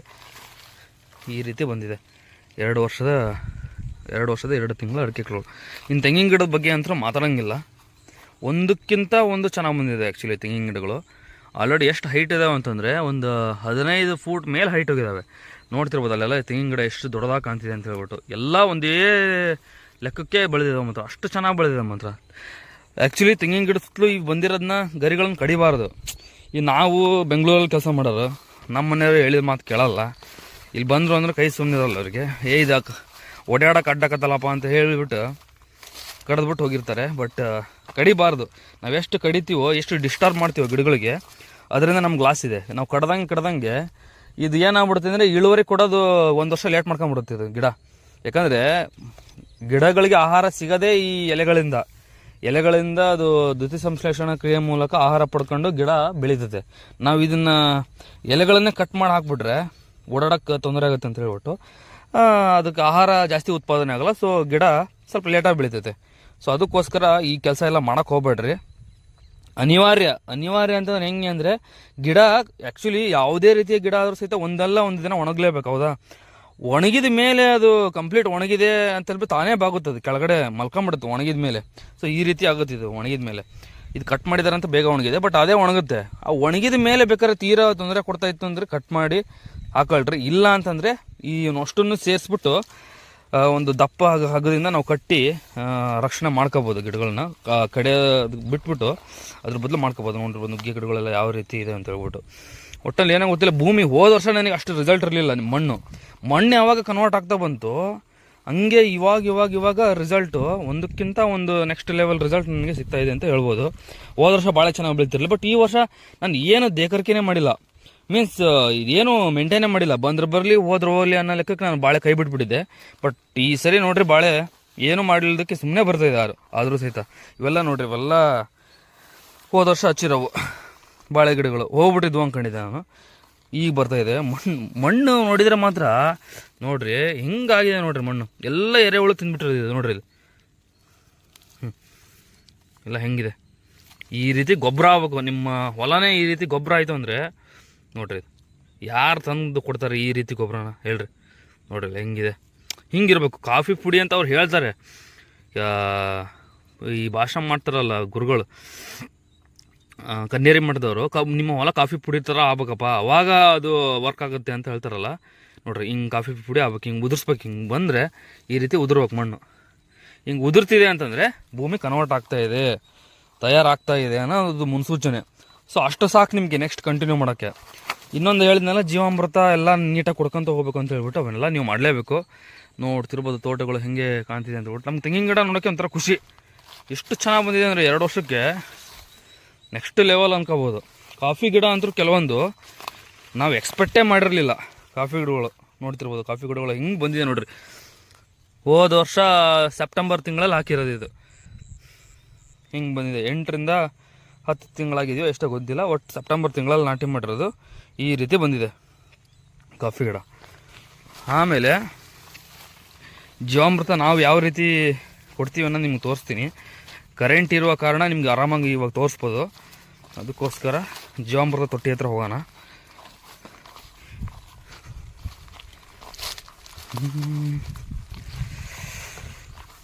ಏನಪ್ಪ ತೋಟ ತುಂಬ ಕಳೆ ಬೆಳೆಸಿದಾನಲ್ಲ ಅಂತ ಹೇಳ್ಬಿಟ್ಟು ವರಿ ಮಾಡ್ಕೋಬೇಡ್ರಿ. ಕಳೆನೇ ನಿಮಗೆ ಈ ತೋಟಕ್ಕೆ ಕಳೆ ಇದ್ದಂಗೆ. ಕಳೆನ ನಾವು ಏನು ಮಾಡ್ತೀವಿ ಅಂದರೆ ಪ್ರತಿ 2 ತಿಂಗಳಿಗೊಮ್ಮೆ ವಿಡಿಯೋ ಕಟ್ಟಾಯ್ತು ಹೇಳ್ತಾ ಇದ್ನಲ್ಲ, ಕಳೆಗಳೇ ನಮ್ಮ ತೋಟಕ್ಕೆ ಕಳೆ ಇದ್ದಂಗೆ. ಸುಳ್ಳಲ್ಲ. ಈ ರೀತಿ ನನ್ನ ಭೂಮಿ ಕನ್ವರ್ಟ್ ಆಗ್ತಾ ಇದೆ. ಈ ರೀತಿ ಮಣ್ಣು ಬರೀ ಗಿಡ ಹಚ್ಚಬೇಕು ಅಂದರೆ ನಾನು ಜಸ್ಟ್ ಹಿಂಗೆ ಕೆಬ್ರಿದ್ರೆ ಸಾಕು, ಆರಾಮಾಗಿ ಗಿಡ ಹಚ್ಬೋದು ನೀವು. ಈ ಥರ ಕೆಬರ್ಬಿಟ್ಟು, ಈ ಥರ ಕೈಯಲ್ಲೇ ಕೆಬರ್ಬಿಟ್ಟು ಗಿಡ ಹಚ್ಬೋದು. ಏನಕ್ಕೆ ಈ ಥರ ಆಗಿದೆ ಅಂದರೆ ನೋಡಿ, ಇದು ಹೋದ ಸರಿ ಬ್ರಷ್ ಕಟ್ರ್ ಹೊಡೆದಿರೋಂಥ ಕಳೆ. ಇದೇ ಕಾಂಗ್ರೆಸ್ ಕಳೆಯಿಂದನೇ ನನಗೆ ಗೊಬ್ಬರ ಆಗಿ, ಜೀವಾಣುಗಳಿಗೆ ಆಹಾರ ಆಗಿ, ಹುಳ ಹುಪ್ಪಡಿಗಳಿಗೆಲ್ಲ ಆಹಾರ ಆಗಿ ಕನ್ವರ್ಟ್ ಆಗ್ತಾ ಬಂದಿದೆ. ಅದಕ್ಕೋಸ್ಕರ ಕಳೆನೇ ನಮ್ಮ ತೋಟಕ್ಕೆ ಕಳೆ ಅಂತ ಹೇಳ್ಬೋದು. ಸೊ ಯಾವುದೇ ರೀತಿಯ ಕಳೆ ಇರಲಿ ಅದನ್ನು ಕಳೆ ಬಂತಲ್ಲಪ್ಪ ಹೆಂಗೆ ಅಂತ ಹೇಳ್ಬಿಟ್ಟು ತಲೆ ಕೆಡ್ಸ್ಕೊಬೇಡ್ರಿ. ಏನು ಮಾಡ್ತೀರಾ ಗೊತ್ತಿಲ್ಲ, ಸಾವಯವ ಕೃಷಿಕರಾಗಲಿ ನೈಸರ್ಗಿಕ ಕೃಷಿಕರಾಗಲಿ ಮೊದಲು ಮಾಡ್ಬೇಕಾದ್ರೆ 2 ಕೆಲಸ. ಫಸ್ಟ್ ಉಳುಮೆ ಕಂಪ್ಲೀಟ್ಲಿ ನಿಲ್ಲಿಸ್ಬಿಡ್ರಿ, ಟ್ಯಾಕ್ರಿ ಕೈ ಮುಗಿದ್ಬಿಡ್ರಿ, ಹಿಂಗೆ ಕಾಣ್ಕಾಯಿ ಹೊಡೆದು ಟ್ಯಾಕ್ರಿ ಮುಟ್ಟಲ್ಲಪ್ಪ ನಾವು ಇಪ್ಪಟ್ಟು ನಮ್ಮ ತೋಟಕ್ಕೆ ಟ್ಯಾಕ್ರಿ ಮುಟ್ಸಲ್ಲ, ಇವು ಯಾವ ಕಾರಣಕ್ಕೂ ಟ್ಯಾಕ್ರಿ ಮುಟ್ಸಲ್ಲ, ಯಾವ ಕಾರಣಕ್ಕೂ ಉಳುಮೆ ಮಾಡಲ್ಲ ಅಂತ ಹೇಳ್ಬಿಟ್ಟು ಡಿಸೈಡ್ ಮಾಡಿಬಿಡ್ರಿ. ಟ್ಯಾಕ್ಟ್ರಿ ಎದಕ್ಕೆ ಬರ್ಬೇಕು ನಿಮ್ಮ ಹೊಲಕ್ಕೆ ಅಂತಂದರೆ, ನಿಮ್ಮ ಹೊಲದಲ್ಲಿ ಬೆಳೆದಿರುವಂಥ ಉತ್ಪನ್ನಗಳನ್ನು ಹೇರ್ಕೊಂಡು ಹೋಗಕ್ಕೆ ಬರ್ಬೇಕು, ಅದು ಅಷ್ಟೇ. ಇಲ್ಲ ನಾವೆಲ್ಲ ಹೊರಗಡೆಯಿಂದ ನಾವು ನಮ್ಮದು ಕೊಟ್ಟಿಗೆ ಗೊಬ್ಬರ ಇದೆ, ಇಲ್ಲ ಕೋಳಿ ಗೊಬ್ಬರ ಇದೆ, ನಮ್ಮದು ಕುರಿ ಗೊಬ್ಬರ ಇದೆ, ಅದನ್ನು ಹೇರ್ಸ್ಬೇಕಪ್ಪ, ನಮ್ಮ ಗಿಡಗಳಿಗೆ ಹಾಕಬೇಕು ಅಂದಾಗ ಟ್ಯಾಕ್ಟ್ರಲ್ಲಿ ಹೇರ್ಕೊಂಬಂದ್ಬಿಟ್ಟು ಅಲ್ಲಿ ಮುಂದ್ಗಡೆನೇ ಹಾಕ್ಸ್ಕೊಂಡು ಕಳಿಸ್ಬಿಡ್ರಿ. ಅದಕ್ಕೆ ಮಾತ್ರ ಟ್ಯಾಕ್ಟ್ರಿ ಯೂಸ್ ಆಗಬೇಕು. ಬಿಟ್ಟರೆ ಯಾವುದೇ ಕಾರಣಕ್ಕೂ ಸಹಿತ ಉಳುಮೆ ಆಗಲಿ ದಯವಿಟ್ಟು ಮಾಡೋಕ್ಕೋಗ್ಬೇಡ್ರಿ. ಉಳುಮೆಯಿಂದ ಎಷ್ಟು ನಷ್ಟ ಇದೆ ಅಂತ ಹೇಳ್ಬಿಟ್ಟು ನಿಮಗೆ ಈಗ ನಾನು ಹೇಳಿದರೆ ಗೊತ್ತಾಗಲ್ಲ ನಿಮಗೆ. ಉಳುಮೆ ಬಿಟ್ಟು 2 ವರ್ಷ ಉಳುಮೆ ಬಿಡ್ರಿ, 2 ವರ್ಷ ಆದಮೇಲೆ ಉಳುಮೆ ಬಿಟ್ಟಾದ್ಮೇಲೆ ನೀವು ನನಗೆ ಹೇಳ್ತೀರಾ, ಹೌದಪ್ಪ ಉಳುಮೆ ಬಿಟ್ಟಿದ್ದಕ್ಕೆ ಏನು ಮರಿ ಹಿಂಗೈತೆ ರಿಸಲ್ಟು ಅಂತ ಹೇಳ್ಬಿಟ್ಟು ನೀವು ಹೇಳ್ತೀರಾ. ಮಣ್ಣು ಗಿಡಗಳು ಎರಡೂ ಮಾತಾಡ್ತವೆ ನಿಮಗೆ ಉಳುಮೆ ಬಿಟ್ಟಾಗ. ಅದನ್ನು ಮೊದಲೇ ಮಾಡ್ಬೇಕಾಗಿರೋ ಕೆಲಸ. ಇನ್ನು ಎರಡನೇದು, ಎಂಥ ಕಷ್ಟರ ಬರಲಿ, ಅದು ಎಂಥ ಟಫ್ ಕಷ್ಟರ ಬರಲಿ, ಕೆಮಿಕಲ್ನ ಕೈ ಬಿಟ್ಬಿಡ್ರಿ, ಕೈ ಮುಗಿದ್ಬಿಡ್ರಿ ಕೆಮಿಕಲ್ಗೆ. ಯಾವುದೇ ರೀತಿಯ ಸ್ಪ್ರೇನೂ ಹೊಡೆಯಂಗಿಲ್ಲ, ಯಾವುದೇ ರೀತಿಯ ಕಾಳುಗಳನ್ನು ಏನು ಕೆಮಿಕಲ್ DAP ಯೂರಿಯಾ ಅಂತಾರಲ್ಲ, ಏನು ಹಾಕೋಂಗಿಲ್ಲ. ಕೈ ಮುಗಿದ್ಬಿಡ್ಬೇಕು ಅದಕ್ಕೆ, ಬೇಡಪ್ಪ ನಮಗೆ ಅಂತ ಹೇಳ್ಬಿಟ್ಟು. ಎಷ್ಟರ ಕಷ್ಟ ಆಗಲಿ ಅದು. ಗಿಡಗಳು ಬೇಕಾದ್ರೆ ಇನ್ನೂ ಲೇಟಾಗಿ ಬೆಳೀಲಿ, ಗಿಡ ಹಳದಿ ಆಗಲಿ, ಗಿಡಕ್ಕೆ ಹುಳ ಹೊಡಿಲಿ, ಅದಕ್ಕೆ ನೈಸರ್ಗಿಕ ಕೃಷಿನಲ್ಲಿ ಪರಿಹಾರಗಳು ಇದ್ದಾವೆ. ಓಕೆನಾ? ಅದನ್ನು ಪರಿಹಾರನ ಇಟ್ಕೊಂಡು ನೀವು ಅದನ್ನು ಕಂಟ್ರೋಲ್ ಮಾಡ್ಬೋದು. ಕಂಟ್ರೋಲ್ ಮಾಡೋಕ್ಕಾಗಲ್ಲ ಅಂತ, ಯಾಕಂದರೆ ನನಗೂ ಎಲ್ಲ ರೀತಿಯ ಗಿಡಗಳಿಗೆ ಹುಳುಗಳು ಅಟ್ಯಾಕ್ ಆದವು, ಗಿಡ ಎಲೆ ಹಳದಿ ಆಗಿದ್ವು, ಗಿಡ ಗ್ರೋತ್ ಸ್ಲೋ ಇದ್ವು, ಎಲ್ಲ ನಾನು ಅನುಭವಿಸಿದ್ದೀನಿ. ಬಟ್ ಆದರೂ ಸಹಿತ ಕೈ ಬಿಡಬಾರ್ದಲ್ಲಪ್ಪ, ಇದು ಶಾರ್ಟ್ ಮಾಡಿರೋದು ಅನ್ನೋ ಕಾರಣಕ್ಕೆ ಸೊ ಕೆಮಿಕಲಿಗೆ ಮಾತ್ರ ಹೋಗಲಿಲ್ಲ ನಾನು. ಇನ್ನೂ 1 ವರ್ಷ ಲೇಟಾಗಿ ಬರಲಿ ಇಳುವರಿ, ಬಟ್ ನಾನು ಮಾತ್ರ ಇದೇ ಕೃಷಿ ಪದ್ಧತಿನ ಕಂಟಿನ್ಯೂ ಮಾಡ್ತೀನಿ ಅಂದಿದ್ದಕ್ಕೆ ನಾನು ಈ ರೀತಿಯ ರಿಸಲ್ಟನ್ನ ನೋಡ್ತಾ ಇದ್ದೀನಿ. ನಮ್ಮೂರಲ್ಲಿ 2 ವರ್ಷಕ್ಕೆ ಅಡಿಕೆ ಗಿಡಗಳಲ್ಲಿ ಯಾರೂ ಹಿಂಗಿಲ್ಲ. ಈ ಕೆಮಿಕಲ್ ಕೃಷಿನೇ ಮಾಡ್ತಾರಲ್ಲ ಅವರಂತೂ ದೇವರಾಣಿಗೂ ಈ ರೀತಿ ಬಂದಿಲ್ಲ. ಓಕೆನಾ? ಸೊ ನಮ್ಮದು ಭಾರಿ ಚೆನ್ನಾಗಿ ಬಂದಿದೆ. ಅದು ಫಸ್ಟ್ ವರ್ಷ ಗ್ರೋತು ಸಿಕ್ಕಾಪಟ್ಟೆ ಡೌನ್ ಇತ್ತು ಅಡಿಕೆ ಗಿಡದ್ದು. ನನಗೆ ಆಶ್ಚರ್ಯ ಆಗಿತ್ತು, ಯಾವಾಗ ಬೆಳೀತಾವೆ ಇವು ಅಡಿಕೆ ಗಿಡ, ಯಾವಾಗ ಫಲ ಕೊಡಬೇಕು, ಇನ್ನೂ ಎಷ್ಟು ವರ್ಷ ವೆಯ್ಟ್ ಮಾಡಬೇಕು ಅಂತ ನನಗೆ ಅನಿಸಿತ್ತು. ಬಟ್ ಈ ವರ್ಷ ಇವು ಕೊಡ್ತಾ ಇರೋ ರೆಸ್ಪಾನ್ಸು, ಬೆಳೀತಾ ಇರೋ ಪದ್ಧತಿ, ಬೆಳೀತಾ ಇರೋ ರೀತಿನ ನಾವು ನೋಡ್ತಿರ್ಬೋದು ಬುಡಗಳೆಲ್ಲ ಯಾವ ರೀತಿ ಇದಾವೆ ಅಂತ ಹೇಳ್ಬಿಟ್ಟು. ಸೈಜ್ ನೋಡಿರಿ ಹಿಂಗಿದೆ. ಆಲ್ರೆಡಿ ಇದು 2 ರಿಂಗ್ ದಾಟಿ 3ನೇ ರಿಂಗ್ ಬಂದಿದೆ. ಎಲ್ಲವೂ ಹಿಂಗೆ ಇಲ್ಲ, ಬಟ್ ಆಲ್ಮೋಸ್ಟ್ ಇದೇ ರೀತಿ ಇದ್ದಾವೆ. 70 ಭಾಗ ಎಲ್ಲ ಹಿಂಗೆ ಇರೋದು. ಅದು ನಮಗೆ ಹೇಳ್ಕೊಡುತ್ತೆ, ನಾನು ಬೆಳಿತೀನಪ್ಪ, ನೀನು ಈ ಕೆಲಸ ಮಾಡು, ಈ ಕೆಲಸ ಮಾಡಬೇಡ ಅಂತ. ಅದಕ್ಕೋಸ್ಕರ ಕೆಮಿಕಲ್ಲು ನೆಕ್ಸ್ಟ್ ಉಳುಮೆ, ಫಸ್ಟ್ ಇವೆರಡು ಕೆಲಸ ಬಿಟ್ಬಿಡ್ರಿ. ಎಂತೆಂಥವಕ್ಕ ದುಡ್ಡು ಖರ್ಚು ಮಾಡ್ತೀರಾ, ಫಸ್ಟ್ ಒಂದು 20,000 ರೂಪಾಯಿ ಕೊಟ್ಬಿಟ್ಟು ಒಳ್ಳೆ ಬ್ರಷ್ ಕಟ್ಟರ್ ತಂದು ತೊಗೊಂಬರ್ರಿ ಮನೆಗೆ. ಇವ್ರು ಕೇಳಿಸ್ಕೊಂಬರ್ತೀನಿ ಅವೆಲ್ಲ ಬೇಡ. ನೀವು ಮಾಡ್ತಾಯಿದ್ದೀರ ಅಂದಮೇಲೆ ನಿಮ್ಮ ಮನೆಗೆ ಬ್ರಷ್ ಕಟ್ರ್ ಇರೋಕಬೇಕು. ಮೊದಲು ಒಂದು 20,000 ರೂಪಾಯಿ ಇನ್ವೆಸ್ಟ್ ಮಾಡಿರಿ, ಚೆನ್ನಾಗಿರೋ ಬ್ರಷ್ ಕಟ್ರ್ ತೊಗೊಂಬಂದು ಇಟ್ಕೊಳ್ರಿ. ಪ್ರತಿ 2 ತಿಂಗಳಿಗೊಮ್ಮೆ ಈ ರೀತಿ ಕಳೆ ಬೆಳೆಸ್ಬೇಕು, ಹೊಡಿಬೇಕು, ಇಷ್ಟೇ ಕೆಲಸ. 2 ತಿಂಗಳಿಗೊಮ್ಮೆ ನೀವೇನು ಮಾಡಬೇಕು ಅಂದರೆ ಇದೇ ಮಾಡಬೇಕು. ಯಾವಾಗ ಕಳೆ ಬರೋದು ಕಂಟ್ರೋಲ್ ಆಗುತ್ತೆ ಅಂದರೆ ಇವೆಲ್ಲ ಗಿಡಗಳು ಬೆಳಿಬೇಕು. ಗೊಬ್ಬರ ಗಿಡ ಬೆಳಿಬೇಕು, ನುಗ್ಗಿ ಗಿಡ ಬೆಳಿಬೇಕು, ಹಣ್ಣಿನ ಗಿಡ ಬೆಳಿಬೇಕು, ಅಡಿಕೆ ಗಿಡ ಬೆಳಿಬೇಕು, ತೆಂಗಿನ ಗಿಡ ಬೆಳಿಬೇಕು, ಫಸ್ಟ್ ತಿಂಗಳು ಬಾಳೆ ಬೆಳಿಬೇಕು ಮೊದಲು. ಇವೆಲ್ಲ ನಿಮಗೆ ಬೆಳೀತು ಅಂತಂದರೆ ಕಳೆ ಅರ್ಧಕ್ಕೆ ಪ್ರಮಾಣ ಕಡಿಮೆ ಆಗುತ್ತೆ. ಆಮೇಲೆ ಇವೆಲ್ಲವೂ ಸ್ವಲ್ಪ ದೊಡ್ಡವಾಗ್ಬಿಟ್ಟು ಅಂದರೆ, ಬಾಳೆ ಗಿಡ ಅಷ್ಟು ದೊಡ್ಡವಾಗ್ಬಿಟ್ಟು ಅಂದರೆ 70 ಭಾಗ ಕಳೆ ಕಂಟ್ರೋಲ್ ಆಗುತ್ತೆ. ಯಾಕಂದರೆ ನಾನು ನೋಡಿದ್ದೀನಿ ಕೆಲವು ಕಳೆ ಎಲ್ಲೆಲ್ಲಿ ಬಾಳೆ ತುಂಬ ಚೆನ್ನಾಗಿ ಬೆಳೆದಿದೆ, ಆ ಲೈನಲ್ಲಿ ಕಳೆನೇ ಬೆಳೆದಿಲ್ಲ ಹೇಳಬೇಕು ಅಂದರೆ. ನಾನು ಬ್ರಷ್ ಕಟ್ರ್ ಹೊಡೆಯೋದೇ ಇಲ್ಲ, ಹಾಗೆ ಬಿಟ್ಬಿಟ್ಟಿನಿ. ಯಾಕಂದರೆ ನೆರಳಿಗೆ ಕಳೆ ಎದ್ದಾಳೋದೇ ಇಲ್ಲ. ಇಲ್ಲಿ ನೋಡಿರಿ, ಇಲ್ಲೇನು ಬೆಳೆದಿಲ್ಲ. ನಮ್ಮ ಗಿಡಗಳು ಬಾಳೆ ಗಿಳೆ ಎಲ್ಲ ಫೇಲ್ಯೂರ್ ಆಗಿರೋದಕ್ಕೆ ಕಳೆ ಮೇನ್ ಬರಲ್ದಿರೋದು ನಮ್ಮ ಕಾಂಗ್ರೆಸ್. ನಮ್ದು ಇದರಲ್ಲಿ ಏನೋ ಗೊತ್ತಿಲ್ಲ, ಬರೀ ಕಾಂಗ್ರೆಸ್ ಬೆಳೆದುಬಿಟ್ಟಿದೆ. ಸೊ ಏನು ಮಾಡಿದೆ ಅಂತ ತಲೆ ಕಟ್ಸ್ಕೊಳ್ಳಲ್ಲ. 2 ತಿಂಗಳಿಗೊಮ್ಮೆ ಬ್ರಷ್ ಕಟ್ರ್ ಹೊಡೆದು ಮಲಗಿಸ್ಬಿಡ್ತೀನಿ. ಅದೇ ಕಾಂಗ್ರೆಸ್ ಈ ರೀತಿ ಕೊಳೆತು ಕರಗಿ ಗೊಬ್ಬರ ಆಗಿ ನೋಡಿರಿ ನಮ್ಮ ಮಣ್ಣು ಈ ರೀತಿ ಆಗುತ್ತೆ. ಹಿಂಗಾಗಬೇಕು ಅಂತಂದರೆ ಒಂದು ಬ್ರಷ್ ಕಟ್ರನ್ನ 20,000 ರೂಪಾಯಿ ಕೊಟ್ಬಿಟ್ಟು ತಗೊಂಬಂದು ಇಟ್ಕೊಳ್ರಿ. ನೆಕ್ಸ್ಟ್ ಇನ್ನೊಂದು ಏನು ಹೇಳಕ್ಕೆ ಬಂದೆ, ನಮ್ಮದು ಜೀವಾಮೃತ ಸೆಟಪ್ 10,000, 20,000, 50,000 ಅದೇನೇನೋ ಮಾಡ್ತಾರೆ ಟ್ಯಾಂಕ್ ಸೆಟಪ್ನ. ಅದನ್ನು ಮಾಡಬೇಡ್ರಿ ಅಂತ ಹೇಳಲ್ಲ, ಬಟ್ ಬಿಗಿನಿಂಗು ಕೃಷಿನ ಶುರು ಮಾಡಬೇಕಾದ್ರೆ ಜಾಸ್ತಿ ಇನ್ವೆಸ್ಟ್ಮೆಂಟ್ ಜಾಸ್ತಿ ಇಟ್ಕೋಬಾರ್ದು. ಅಂಥವ್ರಿಗೆ ಹೇಳ್ತಿದ್ದೀನಿ, ತುಂಬ ಜಾಸ್ತಿ ಇನ್ವೆಸ್ಟ್ಮೆಂಟ್ ಮಾಡೋಕ್ಕೆ ಹೋಗ್ಬೇಡ್ರಿ. ಜೀವಾಮೃತ ತೊಟ್ಟಿ ಮಾಡಬೇಕು, ಅದಕ್ಕೆ 15,000 ಕಟ್ಟಬೇಕು, 20,000 ಮಾಡಬೇಕು, ಅವೆಲ್ಲ ಮಾಡಬೇಡ್ರಿ. ದುಡ್ಡಿದೆಯಾ ಮಾಡ್ಕೊಳ್ರಿ, ಮಾಡಬೇಡ್ರಿ ಅಂತ ಹೇಳಲ್ಲ. ಆದರೆ ನಂಗಂತೂ ದುಡ್ಡಿಲ್ಲ, ಸೊ ಅವ್ರು ಹಂಗೆ ಮಾಡ್ಯಾರಲ್ಲಪ್ಪ, ನಾವು ಹಂಗೆ ಮಾಡಬೇಕಲ್ಲ ಅಂತ ಹೇಳ್ಕೊಂಡು 20,000, 30,000 ಖರ್ಚು ಮಾಡೋದು, 50,000 ದೊಡ್ಡ ಟ್ಯಾಂಕ್ ಮಾಡೋದು, ಅವೆಲ್ಲ ಮಾಡಬೇಡ್ರಿ. ಸಿಂಪಲ್ಲಾಗಿ ಹೇಳ್ತೀನಿ, 1,000 ರೂಪಾಯಿದಲ್ಲಿ ಕೆಲಸ ಮುಗಿಬೇಕು ನಿಮ್ಮದು. ಇದು ನೋಡಿರಿ, ಇದು 500 ಲೀಟ್ರ್ ಕೆಪಾಸಿಟಿ ಇರುವಂಥ ಸಿಂಟ್ಯಾಕ್ಸ್. ಓಕೆ, ಇದು ನನ್ನ ಮೇಲೆ ಇಡ್ಬೋಯಿತ್ತು. ಮೇಲೆ ಇಟ್ಟರೆ ಏನಾಗತ್ತೆ, ಬಿಸಿಲಿಗಿದು ಬಿಸಿಲಿಗೆ ಟ್ಯಾಂಕು ಸಹಿತ ಹಾಳಾಗುತ್ತೆ. ಆಮೇಲೆ ಬಿಸಿಲಿಗೆ ಇದು ಹೀಟ್ ಆಗುತ್ತೆ. ಇದು ಪ್ಲಾಸ್ಟಿಕ್ ಅಲ್ಲ, ಬಿಸಿಲಿಗೆ ಹೀಟ್ ಆಗುತ್ತೆ. ಆಮೇಲೆ ಯಾರು ಬೇಕಾದ್ರೂ ಸಹಿತ ಬಂದು ತೊಗೊಂಡು ಹೋಗುವಂಥ ಚಾನ್ಸಸ್ ಇರುತ್ತೆ. ನಾವು ಅದಕ್ಕೆ ಏನು ಮಾಡಿಬಿಟ್ವಿ, ಇದನ್ನು ಹುಗಿದ್ಬಿಟ್ವಿ ನೆಲದಲ್ಲಿ. 70 ಭಾಗ ಫುಲ್ ನೆಲದಲ್ಲಿದೆ. ಇವಾಗ ಓನ್ಲಿ 25 ಭಾಗ ಮೇಲ್ಗಡೆ ಇದೆ. ಇದು 500 ಲೀಟ್ರ್ ಕೆಪಾಸಿಟಿ ಇರುವಂಥ ಒಂದು ಸಿಂಟ್ಯಾಕ್ಸು. ನಮ್ಮದು ತೋಟ ಬಂದ್ಬಿಟ್ಟು 1.5 ಎಕರೆ ಇದೆ. ಆ್ಯಕ್ಚುಲಿ 1.5 ಎಕರೆಗೆ 500 ಲೀಟ್ರ್ ಸಾಕು. ಇದು ನಾನು ತಿಂಗಳಲ್ಲಿ 2 ಸರಿ ನಾನು ಈ ಜೀವಾಮೃತ ಏನು ಮಾಡಬೇಕು ಅಂತಿಲ್ಲ, ಅದನ್ನು ನಾನು ಮಾಡ್ತೀನಿ. ನಾನು ಮಾಡ್ತಾ ಇರೋದು ಜೀವಾಮೃತ ಅಲ್ಲ ಆ್ಯಕ್ಚುಲಿ ಹೇಳಬೇಕು ಅಂದರೆ. ಯಾಕಂದ್ರೆ ನಮ್ಮ ಮನೆಯಲ್ಲಿ ಯಾವುದೇ ರೀತಿ ಹಸುಗಳಿಲ್ಲ, ನಮ್ಗೆ ಅದನ್ನು ಮಾಡೋಕ್ಕೂ ಆಗೋಲ್ಲ. ಸಗಣಿ ಗಿಣಿ ಗೋಮೂತ್ರ ಎಲ್ಲ ತೊಂದ್ಬಿಟ್ಟು ಮಾಡೋಕ್ಕೆ ನಿಜವೂ ಆಗೋಲ್ಲ. ಸೊ ನಾನು ಮಾಡ್ತಾ ಇರೋದು ಈ ವೇಸ್ಟ್ ಡಿಕಂಪೋಸರ್ ಮತ್ತು ಟ್ರೈಕೋಡರ್ಮ, ಗೋಕೃಪಾಮೃತ, ನೆಕ್ಸ್ಟು NWDC ಅಂತ ಬರುತ್ತೆ, ಅಂದರೆ ನ್ಯೂ ವೇಸ್ಟ್ ಡಿಕಂಪೋಸರ್ ಅಂತ ಬರುತ್ತೆ ಅದು, ಮತ್ತು ಇನ್ನೊಂದು ವ್ಯಾಮ್. ಅಷ್ಟು 5 ರೀತಿಯ ಜೀವಾಣುಗಳ ಮದರ್ ಕಲ್ಚರ್ ನನ್ನ ಹತ್ರ ಇದೆ. ಅದನ್ನೇ ಮಾಡ್ತೀನಿ ಪ್ರತಿ ತಿಂಗಳು ಸ್ವಲ್ಪ ಮದರ್ ಕಲ್ಚರ್ನ 2 ಲೀಟ್ರ್ ತೊಗೊಂಬಂದ್ಬಿಟ್ಟು ಇದಕ್ಕೆ ಹಾಕಿ ನಾನು ಏನು ಮಾಡ್ಬಿಡ್ತೀನಿ, ಅದನ್ನು ತಯಾರು ಮಾಡ್ಕೊತೀನಿ. ಜೀವಾಮೃತ ಟೈಪು ತಯಾರು ಮಾಡ್ಕೊಂಡು 1 ವಾರ ಇದನ್ನು ತಿರುಗಿಸ್ಬೇಕು ಅಂದರೆ ನಾನೇನು ಬಂದ್ಬಿಟ್ಟು ಕೈಯಲ್ಲಿ ತಿರ್ಸಕ್ಕೆ ಹೋಗಲ್ಲ. ಯಾಕಂದರೆ ಅದಕ್ಕೂ ಸಹಿತ ನಾನು ಐಡಿಯಾ ಮಾಡ್ಕೊಂಡೆ ಇದನ್ನು ಏನು ಮಾಡಬೇಕು ಅಂತಂದರೆ, ಈ ಕಾನ್ಸೆಪ್ಟ್ ಯಾರೂ ನಮ್ಮ ಕರ್ನಾಟಕದಲ್ಲಿ ಮಾಡ್ತಾಯಿಲ್ಲ ಅನ್ಸುತ್ತೆ ನನಗೆ. ಸೊ ಈ ರೀತಿ ನೋಡ್ತಿರ್ಬೋದು. ಇದು ಅಕ್ವೇರಿಯಂ ಟ್ಯಾಂಕಲ್ಲಿ ಬರುವಂಥ ಒಂದು ಏರ್ ಏನದು ಅಕ್ವೇರಿಯಂ ಟ್ಯಾಂಕಲ್ಲಿ ಈ ಆಕ್ಸಿಜನ್ಗೋಸ್ಕರ ಅವರು ಏರ್ ಫಿಲ್ಟರ್ ಹಾಕ್ತಾರೆ. ಅದಿದು ನೋಡ್ತಿರ್ಬೋದು. ಇದು ಯಾವ ರೀತಿ ನಮ್ಮ ಜೀವಾಮೃತನ ತಿರುಗಿಸ್ತಾ ಇದೆ ಅಂತ ಹೇಳ್ಬಿಟ್ಟು. ಫುಲ್ ಸ್ಮೆಲ್ ಇದೆ. ಇದು ಆ್ಯಕ್ಚುಲಿ ಆಲ್ರೆಡಿ ಫುಲ್ ರೆಡಿಯಾಗಿದೆ. ಅದಕ್ಕೋಸ್ಕರನೇ ಅದು ಈ ರೀತಿ ಸಕ್ಕ ಸ್ಮೆಲ್ ಬರ್ತಿದೆ. ಅದು ವಿಡಿಯೋದಲ್ಲಿ ನಿಮಗೆ ತೋರಿಸ್ಬೇಕು ಅಂತ ಹೇಳ್ಬಿಟ್ಟು ತೋರಿಸ್ತಾ ಇದ್ದೀನಿ. ನೋಡ್ತಿರ್ಬೋದು. ಒಂದು ದಿನಕ್ಕೆ 7 ತಾಸು ಕರೆಂಟ್ ಕೊಡ್ತಾರೆ ನಮ್ಮದ್ರಲ್ಲಿ. ಒಂದು ದಿನಕ್ಕೆ 7 ತಾಸು ಕರೆಂಟು. 7 ತಾಸು ಇದು ರನ್ ಆಗುತ್ತೆ. ಇದು 7 ತಾಸು ಫುಲ್ಲು ರನ್ ಆಗುತ್ತೆ.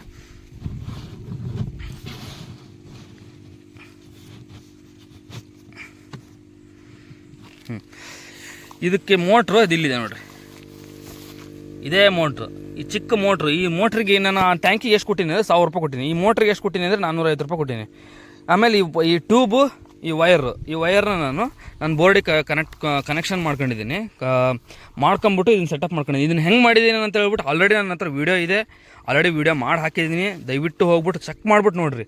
ಜೀವಾಮೃತನ ಹೆಂಗೆ ನಾವು ಈ ರೀತಿ ಆಟೋಮೇಟ್ ಮಾಡ್ಬೋದು ಅಂತ. ಈ ರೀತಿ ನಾವು ಮಾಡೋದ್ರಿಂದ ಡೈಲಿ ಬಂದ್ಬಿಟ್ಟು ತಿರ್ಸೋ ಅವಶ್ಯಕತೆನೇ ಇಲ್ಲ. ಕರೆಂಟ್ ಬಂತು ಅಂದರೆ ಮೋಟ್ರ್ ಆನ್ ಆಗತ್ತೆ, ಅದೇ ಏರ್ ಫಿಲ್ಟ್ರಿಂದ ತಿರ್ಸ್ತದೆ ಅದನ್ನು. ಅಂದರೆ ಆಕ್ಸಿಜನ್, ಯಾಕಂದ್ರೆ ಜೀವಾಣುಗಳು ಬೆಳಿಬೇಕು ಅಂದರೆ ಆಕ್ಸಿಜನ್ ಬೇಕು. ಆ ಆಕ್ಸಿಜನ್ ಅದೇ ಕೊಡುತ್ತೆ. 7 ತಾಸಲ್ಲಿ ಫುಲ್ ತಿರುಗಿಸ್ತಾ ಇದ್ರೆ ಏನಾಗ್ಬಿಡುತ್ತೆ ಅಂದರೆ, ನೀವು 1 ವಾರ ತಿರುಗಿಸೋವಂಥ ಕೆಲಸನ ಇದು 3 ದಿನಕ್ಕೆ ನಿಮಗೆ ಈ ಜೀವಾಮೃತ ರೆಡಿ ಆಗುತ್ತೆ. ನಿಮಗೆ 3 ದಿನಕ್ಕೆ ನಿಮ್ಗೆ ಫುಲ್ಲು ಸಕ್ಕ ಸ್ಮೆಲ್ ಬಂದ್ಬಿಡುತ್ತೆ. ನಿಮಗೆ ಗೊತ್ತಾಗ್ಬಿಡುತ್ತೆ ಫುಲ್ ರೆಡಿ ಆಯ್ತಪ್ಪ ಅಂತ ನಿಮ್ಗೆ ಅನಿಸುತ್ತೆ. 3 ದಿನಕ್ಕೆ ಇದು ಫುಲ್ ರೆಡಿ ಆಗುತ್ತೆ. 4ನೇ ದಿನಕ್ಕೆ ನೀವು ಬಿಡ್ಬೋದು. ಬಟ್ ಆದರೂ ಸಹಿತ ನಾನು ಏನು ಮಾಡ್ತೀನಿ ಅಂದರೆ, ಒಂದು 7 ದಿನ ಹೋಗಲಿ ಅಂತ ಹೇಳ್ಬಿಟ್ಟು 7 ದಿನ ಫುಲ್ ಹೊಡಿಸ್ತೀನಿ ನಾನು. ಎಷ್ಟರಾಗಲಿ ಅಂತ ಫುಲ್ ಹೊಡಿಸ್ತೀನಿ. 7 ದಿನಕ್ಕೆ ಸಿಕ್ಕಾಪಟ್ಟೆ ಮಲ್ಟಿಪ್ಲಿಕೇಶನ್ ಆಗಿರುತ್ತೆ. ಅಂದರೆ ಜೀವಾಣುಗಳು ಇನ್ನೂ ಜಾಸ್ತಿ ಆಗಿರ್ತಾವೆ 7 ದಿನಕ್ಕೆ. 7 ದಿನ ಆದಮೇಲೆ 8ನೇ ದಿನಕ್ಕೆ ನಾನು ನಮ್ದು ಇದೇ ಪಕ್ಕದಲ್ಲೇ ಏನು ವೆಂಚುರಿ ಸಿಸ್ಟಮ್ ಮಾಡ್ಕೊಂಡಿದ್ದೀನಿ. ಇದೇ ವೆಂಚುರಿ ಸಿಸ್ಟಮಿಂದ ಇದ್ರೊಳಗಡೆ ಈ ಪೈಪ್ ಏನಿದೆ, ಈ ಪೈಪ್ನ ಇದ್ರೊಳಗಡೆ ಹಾಕ್ತೀನಿ. ಈ ವೆಂಚುರಿ ಆನ್ ಮಾಡ್ಕೊತೀನಿ. ಹರಿಯುವ ನೀರಲ್ಲಿ, ಅಂದರೆ ನಮ್ಮದು ಡ್ರಿಪ್ ಇರಿಗೇಷನ್ ಮಾಡಿಸ್ತೀನಿ. ಫುಲ್ ಎಲ್ಲ ಕಡೆಯೂ ಡ್ರಿಪ್ ಇರಿಗೇಷನ್ ಇದೆ. ನೋಡ್ತಿರ್ಬೋದು. ಇದೆಲ್ಲ ಕಂಪ್ಲೀಟ್ಲಿ ಡ್ರಿಪ್ ಇರಿಗೇಷನ್ ಸೆಟಪ್ಪು. ಈ ಡ್ರಿಪ್ ಮುಖಾಂತರ ಏನು ಮಾಡ್ಬಿಡ್ತೀನಿ ಅಂದರೆ, ಈ ಡ್ರಿಪ್ ಮುಖಾಂತರ ನನ್ನ ತಯಾರಾಗಿರುವಂಥ ಕಲ್ಚರ್ನ ಬಿಟ್ಬಿಡ್ತೀನಿ ಈ ವೆಂಚುರಿ ಸೆಟಪ್ಪಿಂದ. ಹಾಗಾಗಿ ಏನು ಮಾಡ್ತೀನಿ, ಎಟ್ ಅ ಟೈಮು ಇಡೀ ನಮ್ಮ ತೋಟಕ್ಕೆ ಈ 500 ಲೀಟ್ರಿಂದ ರೆಡಿಯಾಗಿರುವಂತಹ ಈ ಜೀವಾಣುಗಳ ದ್ರಾವಣ ಹೋಗ್ಬಿಡುತ್ತೆ. ಇದಕ್ಕೆ ಏನೇನು ಹಾಕಿದ್ದೀನಿ ಅಂತಂದರೆ, 500 ಲೀಟ್ರ್ ನೀರು ತುಂಬಿಸಿ ನಾನು 12 ಲೀಟ್ರ್, ನಮ್ಮದು 5ರಿಂದ 6 ರೀತಿಯ ಡಿಫ್ರೆಂಟ್ ಕಲ್ಚರ್ ಇದ್ದಾವೆ. ಆವಾಗಲೇ ಹೇಳ್ದಂಗೆ ಅವನ್ನೆಲ್ಲವನ್ನು ಇದಕ್ಕೆ ಹಾಕ್ತೀನಿ. ಮೋಟ್ರ್ ಆನ್ ಮಾಡ್ತೀನಿ. ಬೆಲ್ಲ ಹಾಕ್ತೀನಿ. ಎಷ್ಟು ಅಂತಂದರೆ 100 ಲೀಟ್ರಿಗೆ 1 kg ಬೆಲ್ಲ ಹಾಕಲೇಬೇಕು. ಯಾರು ಮಾಡಲಿ 100 ಲೀಟ್ರಿಗೆ 1 kg ಬೆಲ್ಲ ಹಾಕ್ರಿ. 500 ಲೀಟ್ರಿಗೆ 5 kg ಬೆಲ್ಲ ಹಾಕ್ರಿ. ಅದು ಸಹಿತ ಸಾವಯವ ಬೆಲ್ಲನೇ ಹಾಕ್ರಿ, ಪುಡಿ ಬೆಲ್ಲನೇ ಹಾಕ್ರಿ.